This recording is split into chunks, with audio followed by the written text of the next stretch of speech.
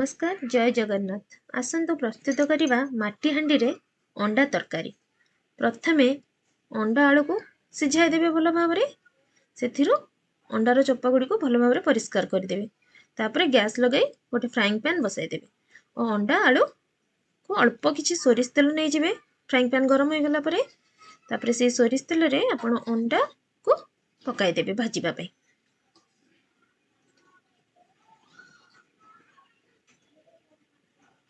एथर अंडारे किछि लूण किछि हळदी गुंड दे देबे जहा द्वारा कि अंडार कलर टी बहुत भल आसीबो।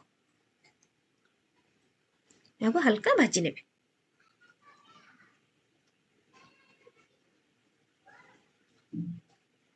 एथर अंडा गुडी को हे गलानी हम काटी नबा।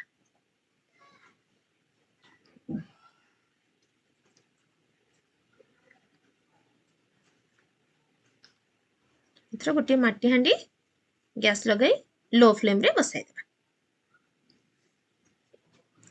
हांडी टी ताती बाजे अपेक्षा करबा। तापरे किछि सोरिष तेल से हांडी रे नै नबा। तेल टी टिके गरम होई आसिले गोटा गरम मसला तेजपत्र दालचीनी खंड दे दबा ताथरे। टिके गरम होबा जे अपेक्षा करबा भल भाव रे। एथर दुई मीडियम साइज रो पियाज को काटी रखिथिबा पियाज को आमे एथर सेही गरम तेल रे दे देबा।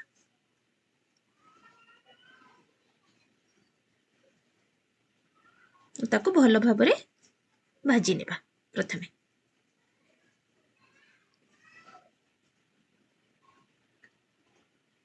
पियाज नरम होबा पई सेथिरे किछि लूण ऐड करि देबा जहा द्वारा कि पियाज टी जल्दी नरम होई भल भाव रे भाजी होई जिवो।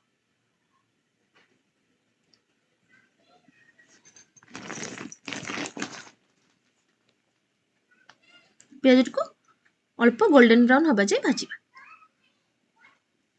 एही समय भितरे आपण अदा रसुण रो छेचा बा पेस्ट किछि भी आपण नै परिबे बनै देबे। देखुथिबे कि बड़ी भल भाव रे होई जाई छी हमर पियाज गुडी को। एथर अदा रसुण छेचा नै जिबा। मु एठो अदा रसुण छेची कि नै छी। आपण चाहिले बटा मध्य नै परिबे।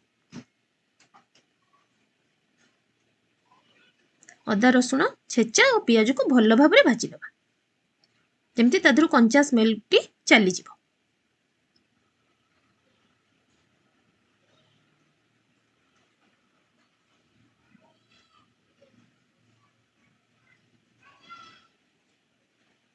एथर किछि मसला गुंडर घोल मु प्रस्तुत कर रखिथिले सेटा दे देबा जोथिरे कि जीरा गुंड धनिया गुंड हळदी गुंड लंका गुंड किछि चिकन मसला लूण मिक्स करके अल्प पानी रे मु आगरो रखिथिले।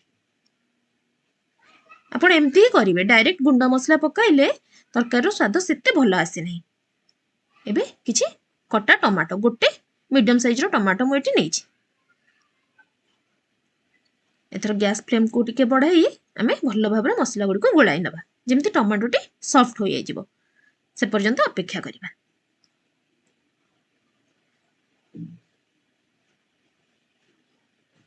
मसला टी कसी हबा जे आमे अपेक्षा करिबा और एथर ढांकणा टी को घोड़ाई देबा जहा द्वारा टमाटो भल भाव रे सिझी जिवो एवं हमर मसला गुडी को मध्य कसी होई जिवो। देखुथिए मसला गुडी को एबे हे जाई छी। एबे एथिरे आमे अंडा गुडी को पकाई देबा। अंडा और सिझा आलू आपण चाहिले आलू भाजी के मध्य नै परिबे बहुत टेस्टी हबो। मोर खूब कम समय अभाव रो मु आलू गुडी को सिझाई नै थिले। भल भाव रे अंडा आलू को मसला रे मिक्स कर देबा।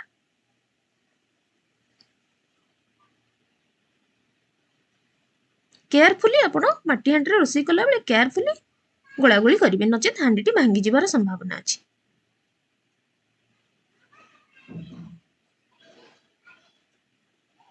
एथर आउ टिके घोड़ाई दबा मसला रे भल भाव रे अंडा गुडी को आ आलू गुडी को मिक्स होई जिवो जेमति। एबे देखि नबा मसला टी भल भाव रे हे जाई छी कि नै। देखुथिबे मसला गुडी को हे गलानी। एथिरे आमे किछि पानी ऐड करिबा। अधिक पानी दबानी खूब कम परिमाण रो पानी दे फुटाइबा पे तरकारी अपेक्षा करिबा।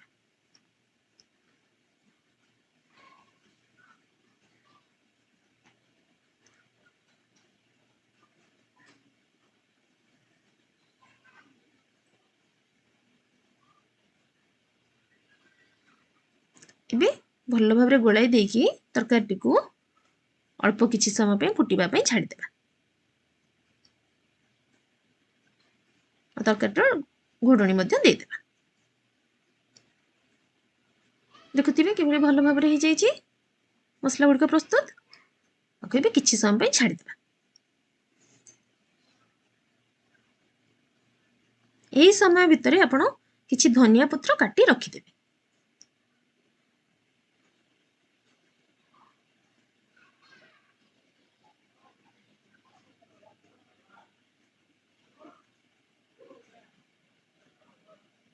ଏବେ କିଛି ଗରମ ମସଲା ଆଉ କିଛି କଟା ଧନିଆ ପତ୍ର ଆଡ୍ କରିଦେବା।